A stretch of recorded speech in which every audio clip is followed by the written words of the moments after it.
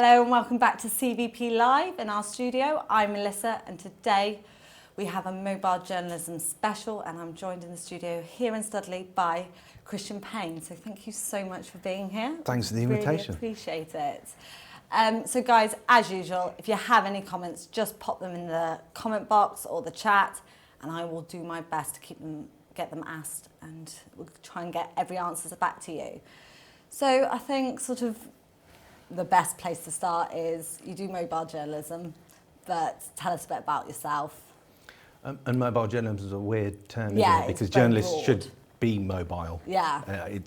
When I started, though, it was because I had to get a job. I'd been travelling for 10 years, bumming around the world, and I walked into a newspaper not far from here, actually, in Leamington, and said, I'm a photographer. Okay. And it just so happened to be on a day when their photographer had broken both of their arms, which was very unlucky, but great for me. And so they said, when can you start? I says, can I have a camera? Because I didn't actually have a camera. And then that was the beginning for me. So regional newspaper, 3 months later I was on a daily newspaper, the Chronicle and Echo in Northampton. And then I got really excited about how I could go out and encapsulate an entire story in a photo. And I wondered how I could build on this. So my previous passion before that was travelling the world with dictaphones and capturing audio. So I'd add audio to the photos, but the news desk were not interested. Okay. We don't have time to listen to this, or what are we going to do with the audio? And so I thought maybe, 2003 this was, maybe I should go freelance. Okay. And I've been freelance ever since, but if you look at what a photographer's life has become as they've had to evolve and kind of ride the business models as they can, now it's mostly mobile phone based, and I guess that's one way why we say mobile journalist as well. But back in the day, they were just literally mobile was get up, go to the fax machine, get back and sit down. Yeah.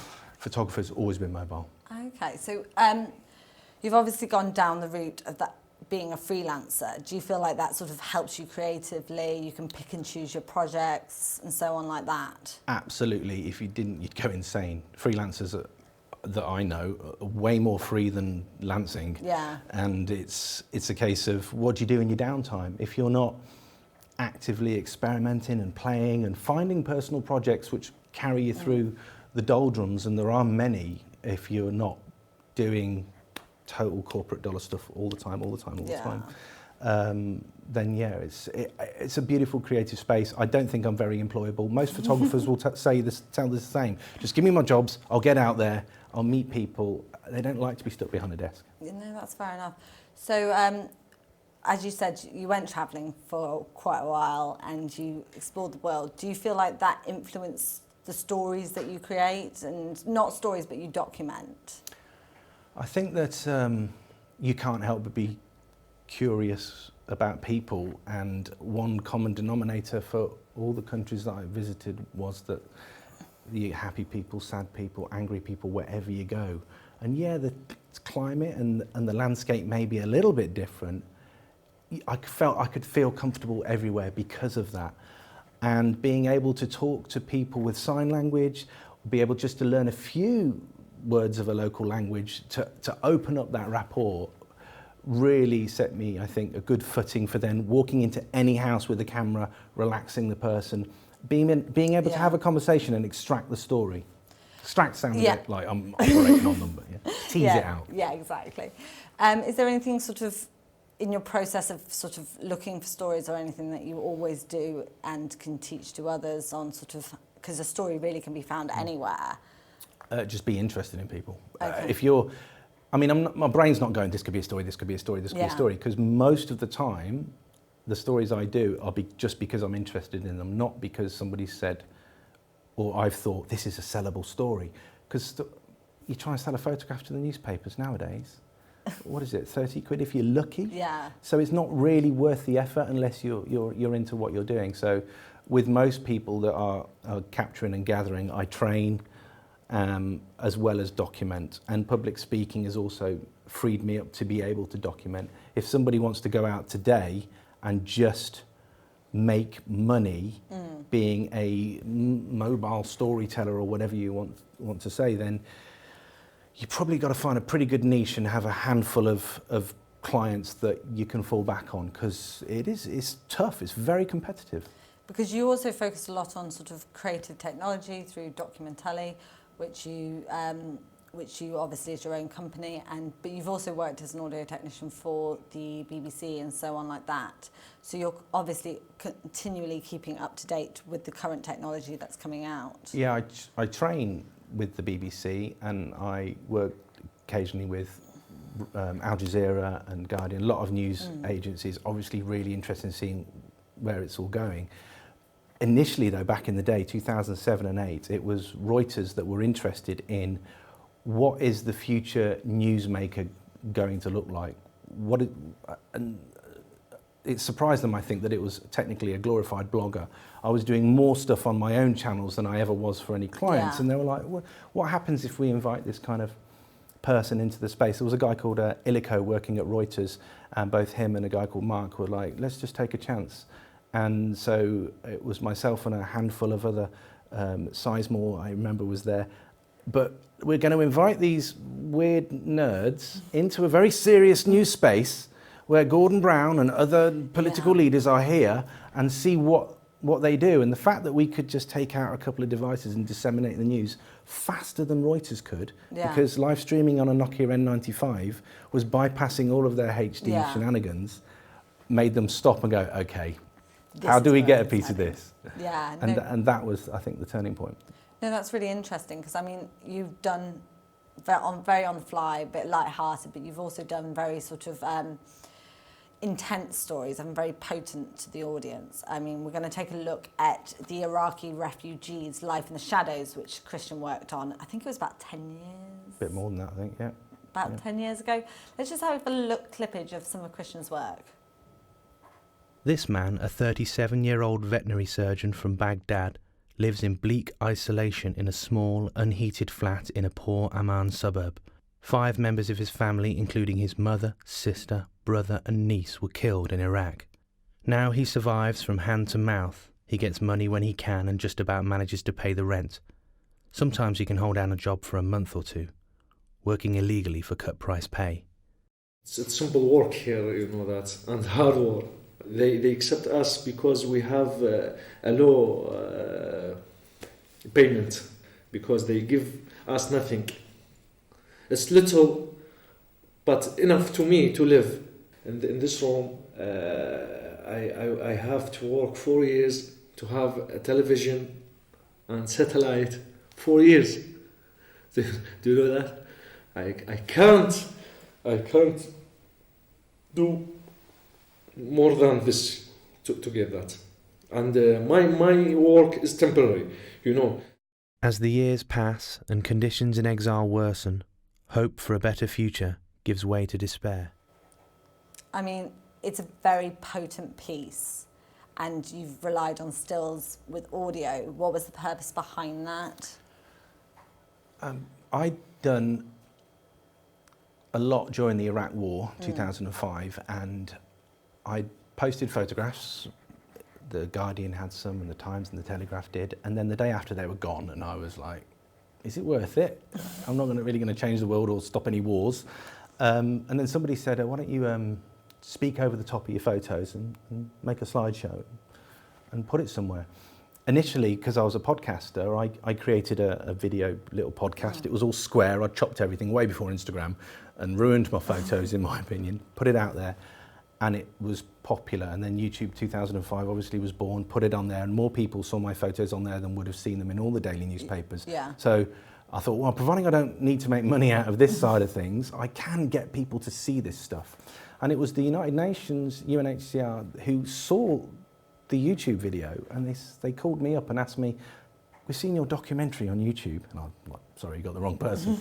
Your documentary about Iraq and the Kurdish Peshmerga, and could you do something like that for us on the other side of the border? And that for me was, wow. Yeah. You know, that gives me, someone who still had so many questions, who'd been inside where all the war was happening, to go over the border and see what was happening to the migration of people, and in another way, just make a more rounded, complete story. So I turn up in Amman, and they're asking me where my video camera is. I'm like, I I don't have a video camera. But the video on YouTube, I said, it's a photo slideshow. Oh, we've got really bad internet and it was a bit juddery, we just thought. So what are you going to do? I said, I'll just take more photos, but this time I'll take out a little recorder that I carry with me and I'll capture their voices and include that. And let's see how it goes. And they really, really liked it. And when I look back, there's a lot of talk about how audio does carry an emotional narrative and makes you feel more than the visuals. I totally believe that. And I think that it was listening to, I can't watch some of the stories because there I am, taking photographs, which also enables me to hide the identities of people who are running and fearing for their lives, but I'm able to capture the voice and still get the entire story without making them look like some kind of criminal silhouetted against the background. And I'm taken right back to that moment, and their emotion is evident. You know, the guy in the clip you just saw saved up for such a long time just so he could buy a television. He was a certified doctor, forced to kind of work for $1 a day as a vet. And there was many stories of not just professionals, that people that wouldn't talk on camera, but would talk on microphone as well. Yeah, because it's hiding that identity in those sort of situations.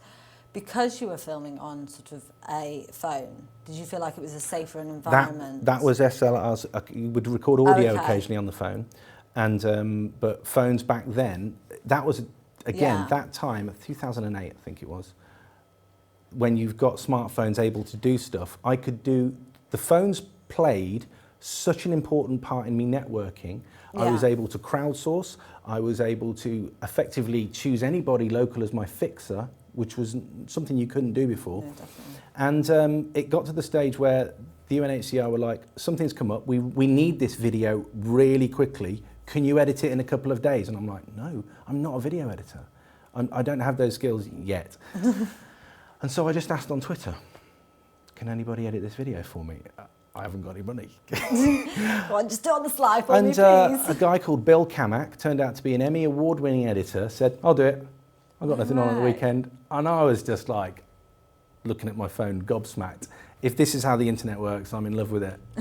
Yeah, I mean, it's a resource that is straight there for you and you can get so much information from. We have got a question in, it says, well, Christian, what do you think about newsrooms in general? It's interesting. It's been a while since I've had to interact with a newsroom. Back in the day, everybody was so overworked. They had very little time to experiment, very little time to get creative. And it was always a sports desk that would take something from me and go, actually, we can do something with this. They seem to be a bit more relaxed. I've been into some pretty high-tech newsrooms not so long ago. I was doing some work developing some audio things with Al Jazeera, and their newsrooms are pretty interesting. Everybody is given a job and not really expected to be doing stuff outside of their parameters, and I think they're doing it really well. Obviously, BBC's been doing it a very, very long time.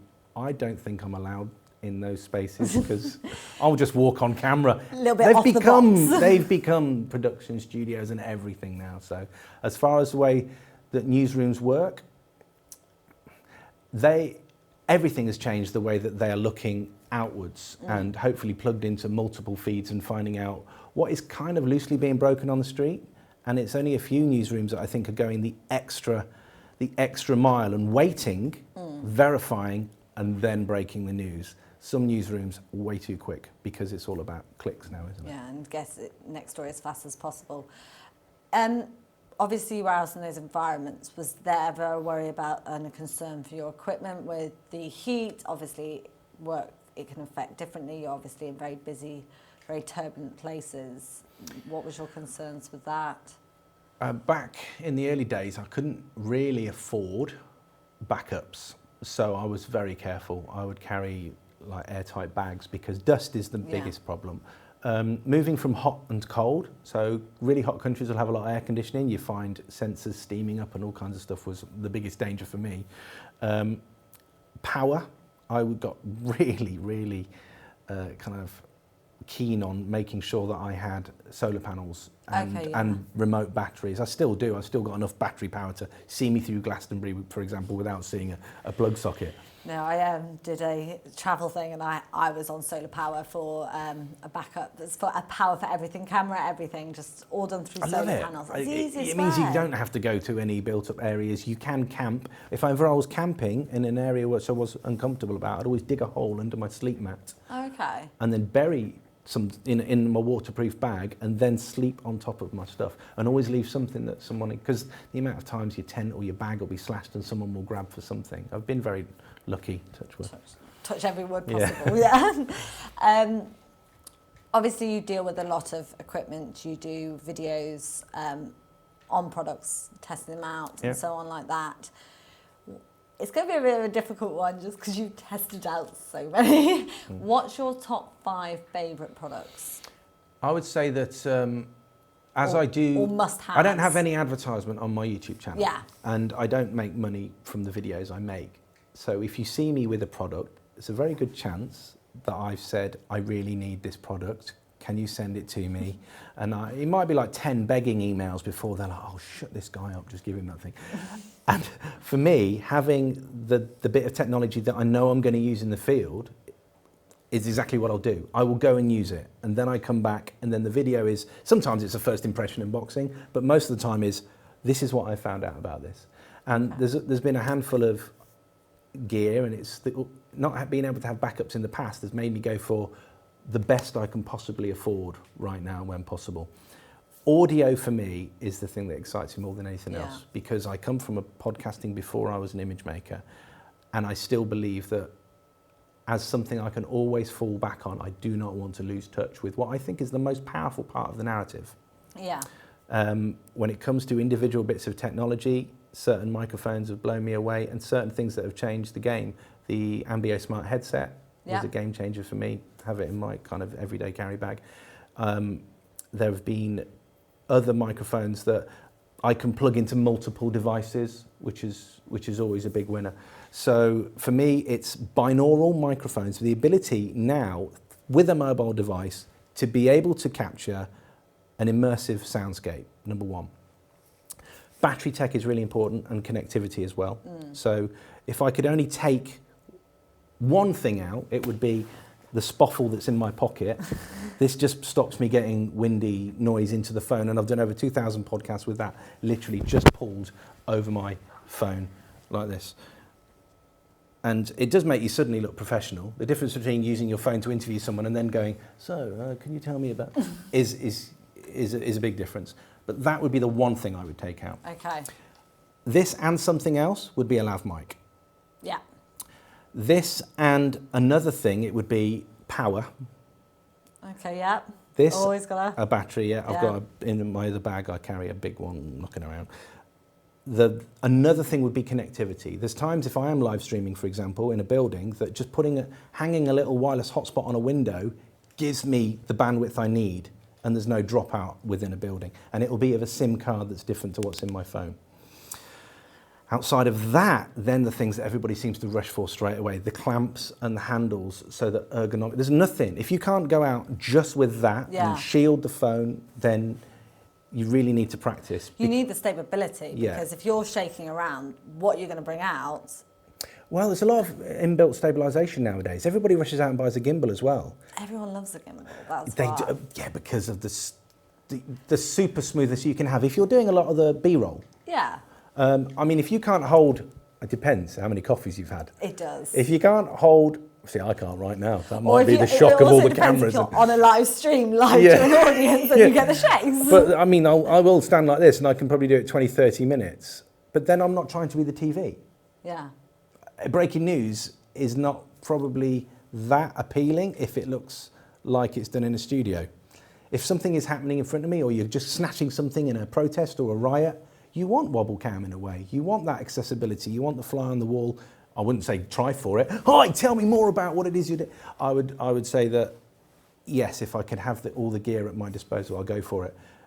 The small things I carry have come from me being too lazy. As a photographer, I hated carrying a tripod. Yeah, so I'll put a chair on a table and a mini tripod on top of that. Can always find a wall to stabilise it against. I had a hunchback for a while after I had to go to chiropractors to sort out the lenses and the I was bodies. going to say, yeah, because it's not just like the camera, you've got the lenses and everything that you're taking with you. That's why this is a sling bag, and mostly I use backpacks. So do you take that with you on most of the time? Most of the time I'll have maybe a little lav mic and this and this. Like out and about. So If I'm going out knowing that I'm going to come across something or thinking today Yeah. is storytelling time, I mean, I don't want to say it's always in the car because it makes my car a target. everyone check out Positions to car. If you see him driving past, just follow him, yeah? It's a Maserati, if you're wondering. It's not. So this is always ready to go. This will be always packed, always charged. I charge everything on a Sunday night. Okay.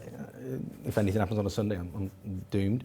And then that is there. Then that's just easy to grab. It fits over my shoulder. I normally have Wi-Fi in here, actually, but then I wondered whether or not having Wi-Fi constantly here was going to give me lumps. So Oh yeah, this whole know. sort of new thing about holding your phone to your ear and everything totally, like that. it's not new. It's been going for it. I think know, but I'm hoping it's got better. Well, hopefully. I don't know. We'll know in about 40 years. Yeah, and I think that's more than enough. I initially did go out. I bought myself a lovely gimbal and all the rest of it, but for the amount of time I have to carry that, connected to how much I use it, it's definitely having the boot of the car in the lockbox, but not carry with me all the time. I mean, I've got a rucksack that I take out when I know I'm actually going to shoot, and I need a full kit, because it does make me look like a Ninja Turtle because I'm so backed out. So it's sometimes that easiness is easier. We have got another comment. If we source news in using our mobile phones, we will have a hard time separating the real from the fake. Any ideas on how filtering will work in real time? We have much better verification than ever before now, and I would argue that we've always had this problem. You send a photographer out, it goes to the darkroom, back in the darkroom, it could be modified and manipulated. Everything you can do in Photoshop used to happen, well, most things, in the darkroom anyway. That's where a lot of the terms come from. We've always had a verification issue. The biggest problem we had back in the day when we could trust the news was we couldn't trust the news, and we thought we did. Yeah. One thing I love about, and I called myself a blogger for many years because it gave me the freedom to experiment more and play more, but it also told anybody that was looking at my stuff, question and correct. I'm one brain here, and I don't have a verification team. Please stop me if some of this is not right. And now you should be looking at every single news brand, every single journalist, and wondering, is this true? Is this true? Is this true? And it's been like that for years, but we do get comfortable because I think TV and a lot of the internet that we're viewing this is interactive, but it's a very passive media. Tell me what's happening in the world. Yeah. No, question, find out yourself if you can get the chance. And I mean, we do know some channels are specifically just giving you one train of thought, and others are giving you a bit more of a rounded look. So if you're not questioning, you're doing something wrong. And if the journalists are not journalists, I call myself a reporter as well. Okay. Mainly because I do journalism, but I'm not a trained journalist. Yeah. A trained journalist, I mean, I know what the principles and practices are and how the ethics work, but I will not take anything away from the very rare individual nowadays that is a trained journalist that has it right here and in their soul to only tell the truth. There are many journalists out there that don't deserve the mantle. Yeah, that's it's the whole system of what's been going on in the world probably the last few years. And we don't question enough, and we're too quick to retweet, and we're too quick to like. Snopes was a great site in the side. I mean, I wouldn't say I trust it 100%, but the amount of things I see, and then I'll just link a Snopes article and go, no, that's a myth. I did a podcast this week about the legalities of weeing against your car. I believed my entire life that I could get out of the car anywhere in the public where I'm miles away from a toilet and urinate at the rear wheel because that's what I was told. And people back home, they'll be now going, yeah, you can. It's law. It's a myth. I only found out because I made a podcast on it. Wouldn't know that one. I've never heard it at all. Obviously, it's slightly easier.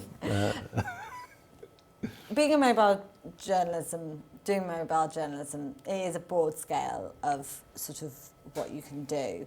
What are the top, as we were on the top fives, what's sort of your top 5 things that you love about your job and what you can do? Okay.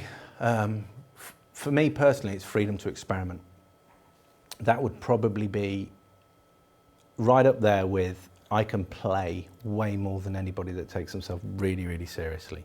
And so freedom to experiment, playing, the amount of different people you not only get to meet, but you get invited into their homes and into their lives, and there's always an off the record, I'd rather not talk about this, but. Yeah. And I think that there is a certain amount of respect for people that are capturing and collecting a cultural archive, which is a lot of story collectors, story makers, archivists, archaeologists. They're all out there gathering and keeping for the future. Are we going to have time to see all this? I don't know. Yeah. I enjoy the fact that I get to work as a freelancer with thousands of people because, not because I have loads of clients, but because I'm working on a pro bono, mostly with internet friends or acquaintances. So the ability to network opened up when I started doing what I do now. And every single thing you do for work could also be for yourself. And then the fifth thing, if we've done 5 or 4. We have. Well, one more then. So let's squeeze the first 2 together. And that would be the permission that you give yourselves to constantly learn. I do more listening to podcasts and learning and researching now than I would have done if I'd stuck university out for the whole term. And let's go on the opposites, just because you do. You want some darkness. I want some bad things. So what don't I like what about don't you like? Go kind on. of freelance story making? Or like even the environment that it can come in, like. It's really going to show me as a human being now as well. Yeah. I don't. Because everyone has personal preferences. Yeah, they do. I don't like it if somebody already has an idea of what the story is. Yeah. So, hi, we're going to do a story on this. It's not documentary. That's not finding out the real story behind the story. I don't like it when I get so carried away with the tools, I forget what the essence of all of this is about. And it's easy. It's so easy when somebody has spent 3 years developing a beautiful piece of hardware that you know is going to make your life easier. It's foolproof. It does this, it does that, it does the other. And you bust your gut to get hold of this and buy this and take it. And then the whole time you forget that it is about a story, and a pencil and paper and a phone might get the story to where you want to get it. So I can get wrapped up. And in a world where we need to be buying one of the best and a backup. Yeah, definitely. Always a backup. We're always producing a backup. And going for the best you can possibly afford rather than every iteration that pops up. But things are moving so fast. So I don't like that the industry keeps evolving so quickly. It's like 1 minute I pick up if you look at the Sennheiser wireless microphone, and I'm thinking this is it. Well made. 6 months later. Less than that, another microphone comes out and I'm like, okay, so although the Sennheiser is going to exist and survive in much harsher environments, it does this thing where it filters your voice from background cacophony. The newer microphone I'm experimenting with at the moment doesn't do those things, but it is a little bit lighter and it is a tiny bit smaller. That's really important for me, compactness. Yeah. But how small can you go before you start encroaching on the juicy stuff, the good stuff? Exactly. So iterations. Phones are a nightmare. Yeah. And phone companies that do not communicate with their users. Yeah. So for years I'm going to go on a proper rant now, aren't I? Apps that encourage you, and phone technology, it wants you to do it their way. I'm not saying that upright video is like the devil's work.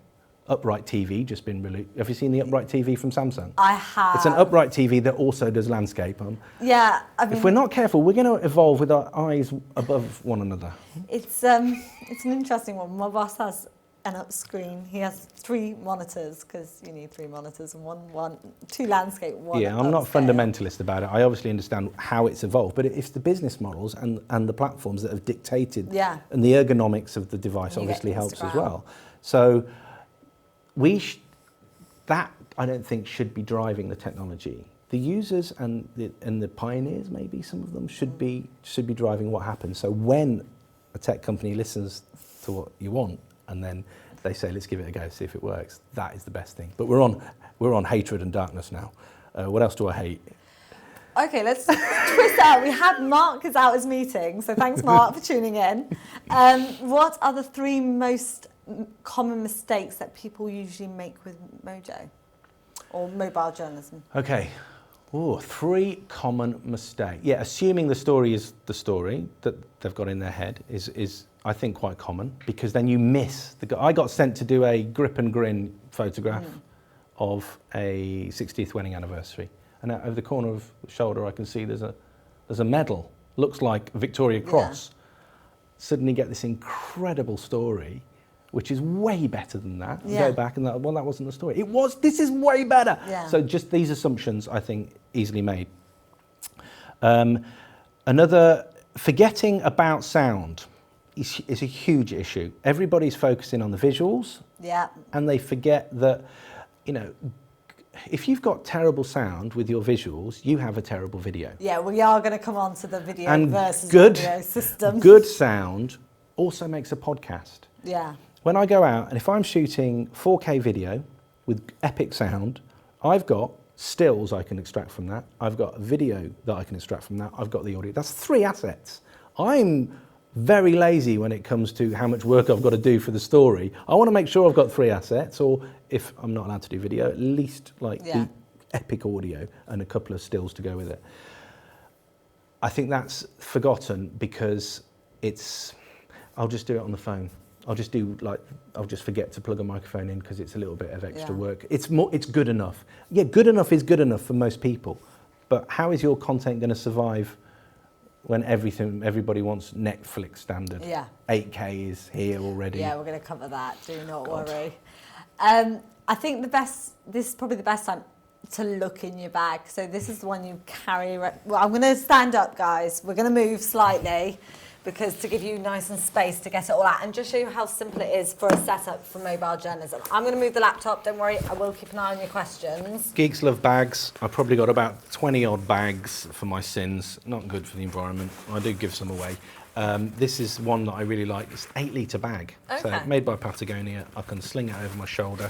It means that I can probably make a horrible noise on the microphone, so I won't do that. In the front of here, I have it's kind of my spare headphones, but they are quite extravagant. A pair of headphones. There's always a lav mic in there. There's that's the Sennheiser clip mic digital plug straight into a phone. But that is, as you can see, the first thing, because it might be that and that. Okay. Okay, that's more for editing. If I'm editing the audio, I do all that on the phone. Okay. Editing video, I want noise isolating headphones so that I'm not getting any external noise. Inside here, firstly in the little pocket here again, power. That's just a tiny little anchor battery. Yeah. That's just because that's all I need for the most instance. Mobile wireless hotspot with my avatar stuck on it, because I might leave this on a train or something. That'll stick on there. This hooks onto that, and it'll hang off a window. The closer the window, the better the signal. But that means I've got my internet connectivity. And this is my compact Mbi powering plug, little folding 2.1 amp twin charger with enough connectors to do someone else's phone or something else. So power, connectivity and sound already there. If I need light, now mostly, I've never been in such a well-lit room as this. I know, we are like... It's cool. You've got some nice tech. We do try, we kind of have to. I've got a tiny version of what you're using. Yeah. This is made by Aperture. Okay. And it was expensive compared to the things I was using £1.99 selfie lights before, which actually interfere with some smartphones. Yeah. They create a buzz. And what's ethical about £1.99?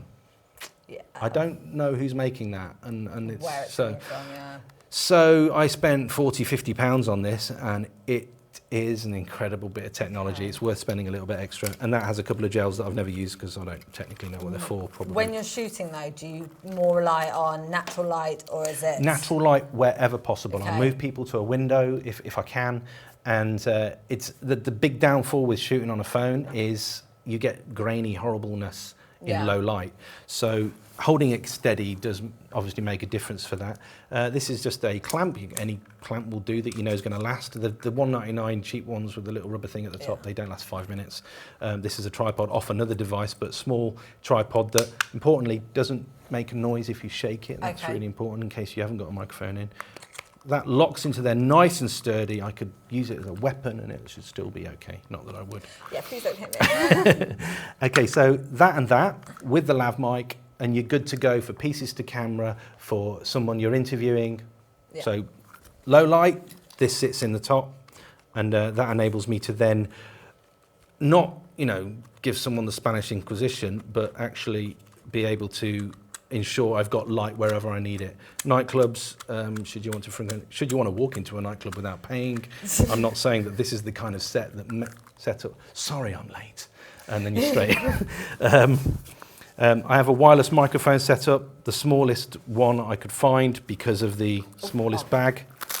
Clip it on you, clip it on me. Yeah. If I need wireless, more often than not, the only time I'll use wireless is if I've got this on a fence post and I'm walking and talking towards the camera. Yeah. Or I did a piece recently where I had to test an electric scooter. And so if I want to go wireless at range, then I'll use, this is the Clip Mic Digital, the memory mic. I was going to say. Yeah, there's so many different names. The memory mic. Yeah. At Sennheiser, naming a product that I can remember the name of, which is great. Yes, it all links together. Now, I saw a brilliant video 2 days ago. Someone had seen my video with this. They'd went and bought it, and he's in Ireland, and he goes, you should check the range of this. Set up the phone in the road, ran to the end of the road, says, I'm still crystal clear. When he got back, I said, that's recording to the device and then syncing afterwards.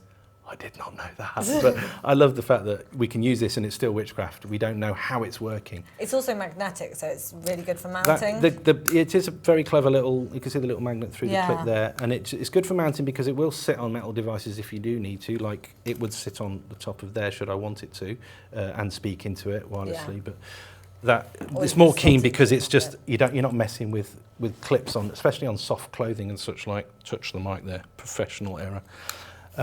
So that's technically smaller than the other wireless setup, so it might be the first I go for. This is in this pouch because sometimes that's my pocket gear. Yeah. I've already mentioned this, the Mbi Smart Headset. It kind of sits on your ears like this. And I can't hear a word you're saying, but really good headphones on their own. So for editing and such like, if I don't have really noise isolating, these work just as well. I can even hear the outside world outside of this.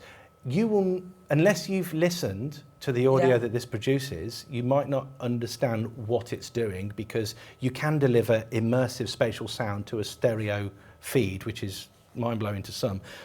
When these arrived, took them out the box, put them on, just went for a walk, walked out the house, walked across the main road and went to try and capture birds. I immediately, with my phone, sent that audio to a visually impaired friend of mine. He got back to me immediately and said, oh my God, you left the house, you turned right. You walked down an alleyway, which possibly wooden fenced, then you went down an underpass, you turned right, and you passed 3 houses, possibly separated by gardens. And I was like, how the, not gonna swear, did you know that? He said, you just gave me eyes. Immediately went out and bought a pair. Oh, really? Because if you're visually impaired, often you'll be amazed at how many times you're assaulted in the street. Permission to touch. It's like, go for it, It's like, do you need any help? Yeah. Constantly. And if you are navigating your own turf, you're gonna know where you're going, what you're doing. Yeah. So he records these attacks now. But it's not dangerous because he can hear the world because they've got a transparency mode where you can hear the world and record. So very few game-changing devices. I looked at NAB recently and I was like, yeah, it's okay. What's just around the corner? Yeah. That was one of those, oh! And then anything else in here? Another microphone. So it's a very simple setup. It is, but can you see how audio focused it Yeah, is? and I mean, you are sort of, you could probably put this together and sort of, probably with your experience, but if someone was new, within 5 minutes, sort of, if that. I've got contingencies here. Somebody new would need, I would say, half, a third of this to start with easily. I mean, you can just do that with the foam on the end without the light. Yeah. I would say a handle is nice. It also makes you feel like you're professional. Yeah. But I've done videos, small mini documentaries just with the phone like that. Okay. You do get your thumb in occasionally, but you learn quickly. So handle, light for emergencies, at least one microphone, power, and your connectivity if you don't trust the SIM card you've got in there. My slightly bigger bag, if I'm going and doing a proper project for a client, I've got hopefully some experimental audio work to be happening in Scotland, in a distillery, which is going to be fun. Nice. If this goes ahead, I will have some serious microphones, underwater microphones, contact microphones, and all kinds of other stuff. And a stills camera. I tend to use the Fuji X100, which has seen me in Syria. It's seen me. It doesn't look like a camera. You don't look like a photographer. It doesn't look like a professional camera. Obviously, it looks like a camera, and it's very, very quiet. And it just works. So if I'm not using the phone, because there are limitations, let's remember that. It's not a foolproof plan. No. Just let's jump back up. But it is a really simple setup, so it means that you can be on the fly most of the time. Obviously, we've vaguely briefed on it. Video is expanding, and there is this world sort of view of an image can speak 1,000 words, but then you do get the emotion through audio. How do you feel when people say that audio isn't as important as video? I feel sorry for that person. Fair enough. Who hasn't sat behind the wheel of a car in traffic crying their eyes out, which I don't do at YouTube very often. Very rarely will a video on YouTube make me that emotional that I'm choked up. And audio does that. Why does it do that? I would also argue that the more people out there rushing to get as much, and let's face it, most of the time it's so they can put adverts in front of your eyes. It's not because they think it's the best medium, I don't think. I think we're being programmed to do loads and loads and loads of video. There's a few studies I've caught a glimpse of saying that we may be reaching peak screen. How many hours of the day do you look at a screen? Well, I work on a screen, so too many. Yeah, even in your spare time, what was the stat that was bounded around a lot? 2 hours a day is 1 month of your life. Oh no. So now you can actually see, thanks to the software available on apps, how much of that is actually productive. And I bet you it's a small proportion of... you know the Apple screen time, and they tell you what apps you've been on, and I dread that. Like when it says you've been on this average per day, and I'm like, yeah, some of it's for work, but then a lot of it, if you look on it, what you've been on is games. I'd argue that where we are viewing most of our things, they're not healthy platforms to be addicted to either. We've seen very quickly how that sidebar of what you should watch next takes you down some pretty dark places. You can get very extremist very quickly, and that was never there. So for me, let's just look at audio in its raw entirety. There's another term that gets bandied around, the theatre of the mind. Yeah. And how, if I was to tell you a story right now in audio only, you can't get more personal than audio only, because you're making the pictures in your mind. They're your pictures. It's your imagination forming that universe, that world. And yeah, if I mention a particular, I was having a drink, it would be whatever drink resonates with you. Yeah. So yes, there are going to be discrepancies in fact, but if you are telling stories to make people feel something, then I don't think you can beat audio.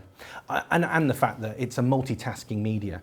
When I was in the Calais migrant camp, I had a couple of microphones, spaced omnis they're called, 2 little omni microphones, plugged on my backpack strap, and then that went into the Zoom H1 recorder. The H1N's out now. Yeah. Oh, great having a limiter. So that just sits in my back pocket. It could be on my phone, but I can then use my phone for other things. I'm walking along, not really using it that much until somebody came up to me, showed me what looked like the end of a knife and said, no more pictures. I don't know if this was a people, I'm not going to assume it was a people trafficker or somebody who did not want to be on anything by accident. I was asking every single migrant and refugee, is it okay to film? Is it okay to photo? I suddenly realised, well, maybe I could get in a lot more trouble than I want today. So I just turned those microphones on, walked through the camp saying, on the left now, you can hear generators charging 5 smartphones, the same smartphones that carried this group of migrants across 13 countries. On the right, you can hear some scrubland being, and I'm leaning to the microphone and talking while I'm walking through. If I'd had the ambios back then, I could have dropped you even into it. Way more richly into Yeah. that environment. Because yes, this is getting nice wide stereo, and when a bicycle comes past, it's like it's coming across in front of you. That got way more interest. The Guardian went crazy about it and said, this is so immersive. How did you do this? Why did you do this? Why? Why are you asking me why I'm doing audio? I know, it's a crazy question. It's been there. Think about radio. It doesn't go away. Why doesn't it go away? Because it's very easy to do. Yeah.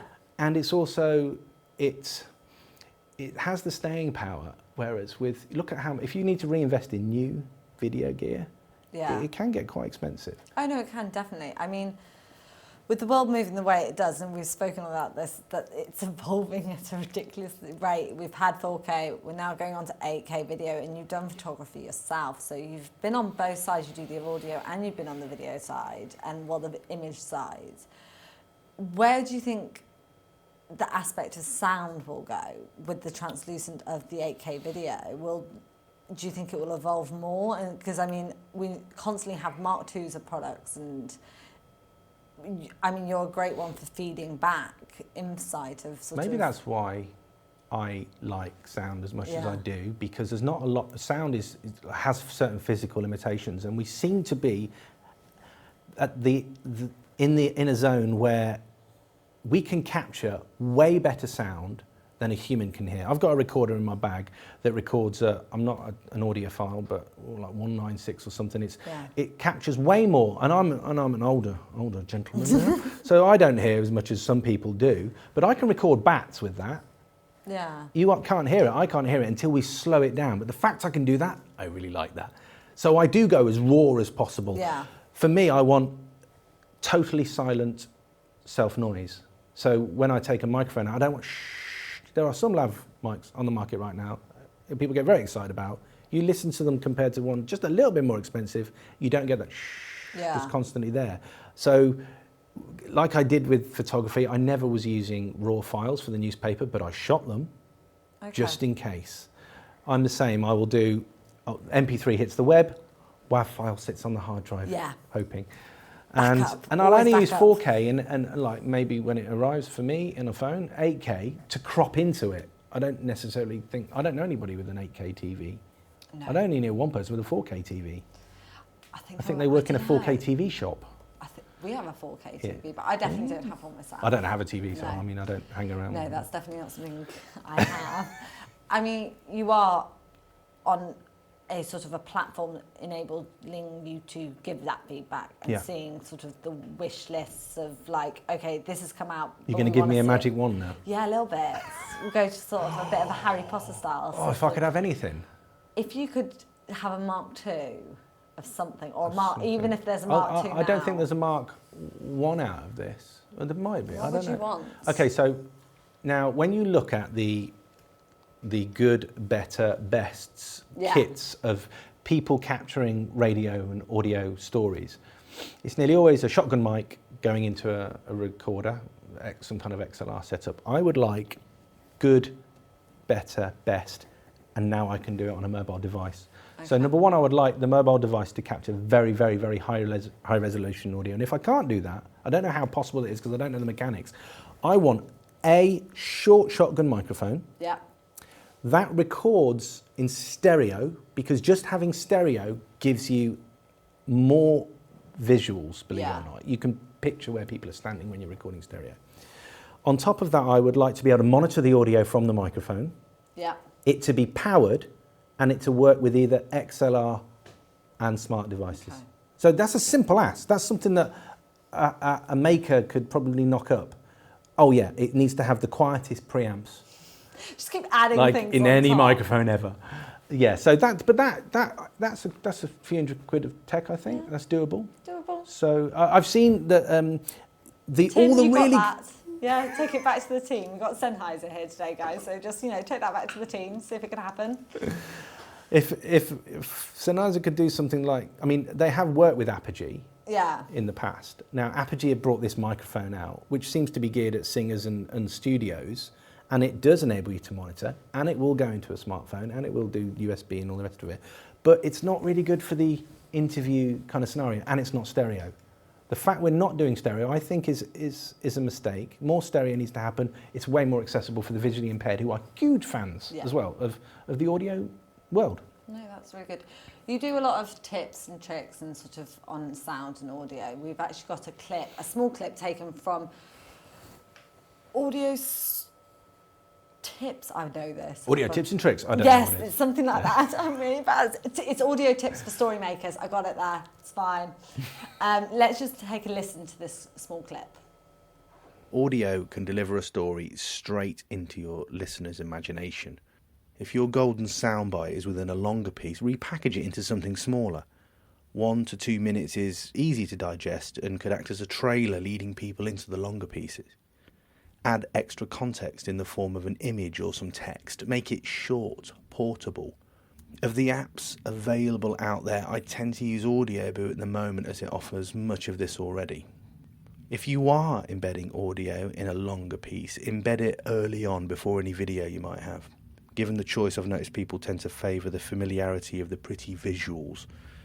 For me, audio wins hands down when it comes to interviews. It's easier to make a long drawn-out chat shorter in an edit, and I find my subjects find it easier to forget the microphone is there. They are always conscious of a camera in their face, though. Also, if you need some video, you can use the audio interview as a rehearsal to put your subject at ease and then pick that ditty you want them to repeat. So, obviously, you do share lots of tips and tricks on audio and how to sort of refine it and trying out mics. So where do you mostly share all of this information? Weirdly, I find myself capturing little nuggets and sharing it into Twitter first. Yeah. I keep a lot of it back now, though, since I've decided to be probably the last person in the world to do a, I don't want to call it a newsletter, because I think we newsletters... said a web publication. That, it's so much a like... web public... Well, no, it's like it's a P2P publication in a way, because it's not on the web. Go for a publication, though. It makes it Okay, sound so smaller. yeah, I publish to email. Yes. That sounds better, because newsletters do tend to be dead selly, and mine's quite narcissistic in one regard, because a lot of the people that initially subscribed were good friends of mine, and I felt that as I was pulling myself back from very corporately owned, one of the things I didn't mention that I hate is you put 6,000 videos on a platform and then they pull the plug and they're all gone. How can I trust these places? And email I kind of trust to work. Not only to work, but I have a copy of everything I've made. So I've now found a new business model, and I highly recommend any story makers or journalists or freelancers out there revisit maybe email. I'm able to do a free email every other week. And in between, I do a paid-for subscription email. And I love these people because it's the price of a coffee, but they are enabling me to go and do my personal projects, which end up in the email. And they not only always go into the email first, sometimes they don't happen anywhere else because it feels like a safe space. It's another echo chamber, I suppose, but if we can't have these safe spaces, we are going to get sick of the internet very quickly. And that's all done through your company, Documentally. Yeah, you say company. Right. It's company. It's like it's a URL I bought years ago. Documentally.com/newsletter. Yeah, but you also run workshops. I do workshops. What do your workshops tend to involve? Anything people want. Not quite. I mean, I do a live streaming workshop, but mostly from the phone. I do what I call a story making workshop, which is just how to tell multimedia stories easily and quickly from a phone. I do one I call role play, which is a good way of getting people. A lot of journalists who've been working for a company for a while get stuck in a rut. Yeah. This is how we do things. This is about rolling the dice and changing up. Okay, you're now going to send photos to Instagram Live, or you're going to send audio into YouTube, and how to change workflows. So mostly audio, video, photography, and storytelling. Okay. So you're branding as sort of the creative technology, giving influence on that end. Is that something you enjoy just as much as sort of the storytelling aspect? I do choose to do probably more documenting than I do now of speaking and workshops. And as I approach semi-retirement, that's what I say to myself. I try to work for that. Yeah, I try to focus more on projects that I really excite me. I got asked to go and do a wine tasting by the guy who sells me wine in a wine shop. Yeah. You like adventure, don't you, Christian? I do. You like wine? You can tell. Yep. Could you come and do a wine tasting for me? And I was like, okay, well, that sounds fun anyway. He said, it's in Chernobyl, in the exclusion zone. Ooh. It's radioactive, but if we're there in and out quick, I was like, that is exactly the kind of thing I want. And that was good fun. And yeah, that makes me love my job. So if someone was going into mobile journalism, what would be your biggest tip for them? My biggest tip would be study different shapes of stories. Okay. Don't try and be the TV. Don't try and be the radio. And find your own voice. Same as I would say to a podcaster potentially. Once you've got that voice, you are not just, we are in a two-way world, and we have been for a while, but we still forget, we still think we have to broadcast. Once you've got your voice, you're going to build your rapport and you're going to work with the people who will be your main community, not fans, not viewers. Yeah. Okay, so that I think is all we have time for today, but I just want to say a massive thank you for being here. We really appreciate it. Thank you. Guys, we will be live here on the 15th of May, which is in 2 weeks' time, at 2:30, with Will Waugh, who will be talking about his successful YouTube channel, Top Jaw, and how he makes his travel videos. But if you like what you've seen today, give us a like. If you want to hear more about CVP Live, hit subscribe for upcoming live streams. But for today, thank you very much for watching, and goodbye.